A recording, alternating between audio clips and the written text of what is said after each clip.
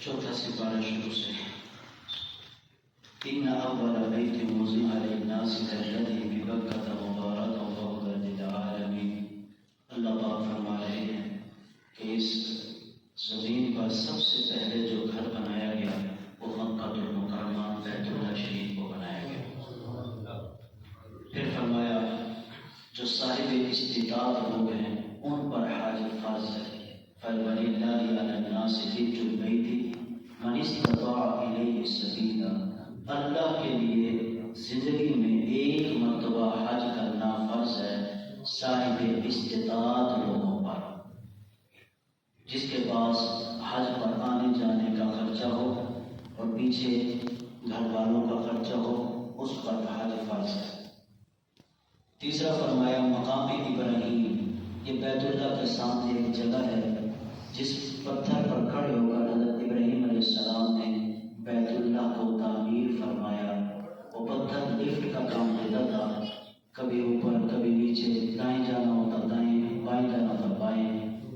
آج بھی وہ پتھر موجود ہے اور ویسے ہی ابراہیم علیہ السلام کے گارے کے نشانات آج بھی بیائی نہیں ویسے ہی موجود ہے۔ آج کل شیشے میں بند کیا ہوا ہے، زیارت ہو جاتی ہے ان قبروں کی۔ وَإِذْ غَدَوْتَ مِنْ أَهْلِكَ تُبَوِّئُ الْمُؤْمِنِينَ، اس سپارے میں غزوہ بدر اور غزوہ احد کو تفصیل کے ساتھ بیان کیا گیا ہے۔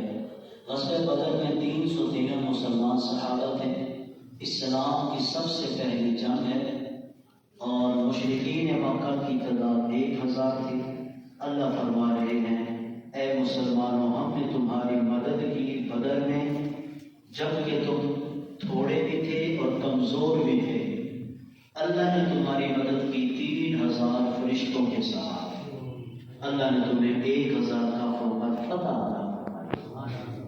پھر غزوہ احد کا ذکر ہے، یہاں سے آگے سپارے تک تفصیل کے ساتھ۔ یہ سن 3 ہجری میں پیش آیا واقعہ، غزوہ بدر کے 1 سال بعد یہ واقعہ پیش آیا۔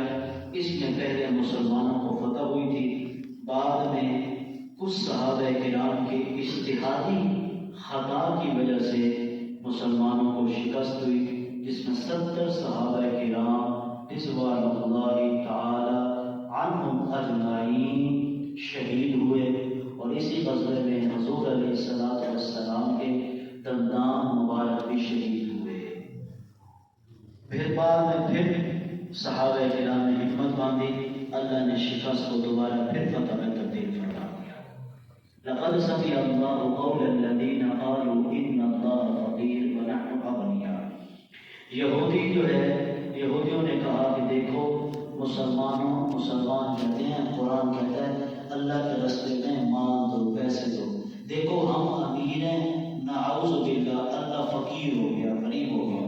نقل کفر نہ باشد، اللہ نے ان کے اس قول کو قرآن میں لکھ دیا کہ یہ ایسی بکواسات کرتے ہیں، جبکہ یہ جو کچھ تم خرچ کرتے ہو یہ تمہارے فائدے کے لیے، جو کچھ تم خرچ کرتے ہو تمہارا فائدہ ہے۔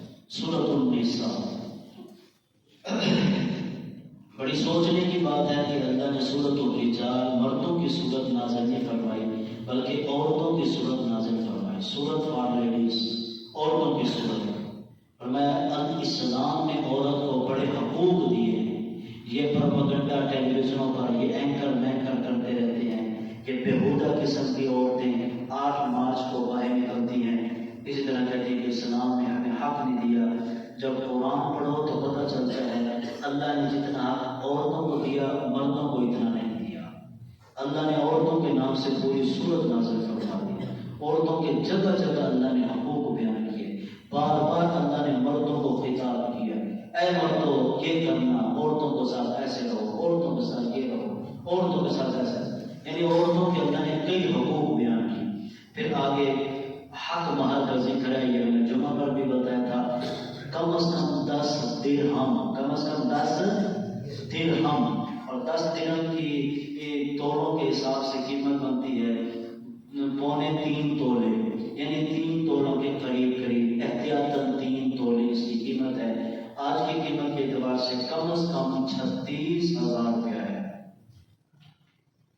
یوصیکم اللہ فی اولادکم للذکر، یہاں سے پورے رکوع میں اللہ نے وراثت کے مسائل بیان فرمائے ہیں تفصیل کے ساتھ.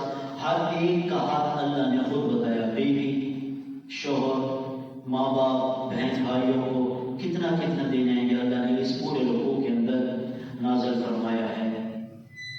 حرمت علیکم امہاتکم و بناتکم و اخواتکم، جو حرام رشتے ہیں ان کا ذکر اس آیت مبارکہ میں کیا.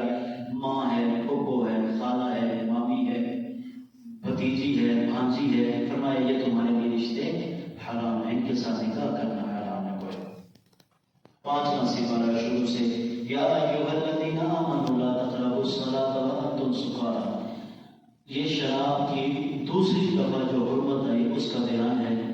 شراب جو ہے تیسری مرتبہ نازل ہوا حکم جب پکا ہے.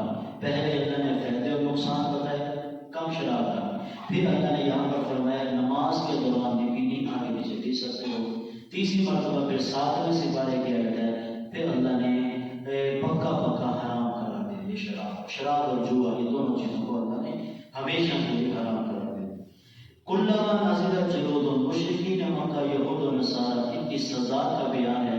اللہ فرما رہے قیامت کے دن میں ان کا ایک دن میں 70 مرتبہ چمڑا تبدیل کروں گا، پھر جلاؤں گا، پھر تبدیل کروں گا، پھر جلاؤں گا، پھر تبدیل کروں گا. اس طرح ان کا ساتھ معاملہ ہے. یا اللہ فرما رہے ہیں کوئی بھی آپس میں لین دین ہو جائے، معاملہ ہو جائے، سب سے پہلے اللہ کے حکم کو دیکھو کہ اس وقت اس معاملے میں اللہ کا کیا حکم ہے. پھر فرمایا رسول کی اطاعت کرو. تیسرا نمبر فرمایا پھر اپنے میں علماء کے پیچھے چلو، ان سے رہنمائی لے کر، ان سے مشورے لے کر ان کی جو ہے اطاعت کرو. یہ 3 لوگوں کا ذکر، تین ہستیوں کا. نمبر 1 اللہ کی اطاعت کرو، نمبر 2 رسول کی، نمبر 3 عقل والوں کی، علماء کی، جن کو اللہ نے علم دیا ہو.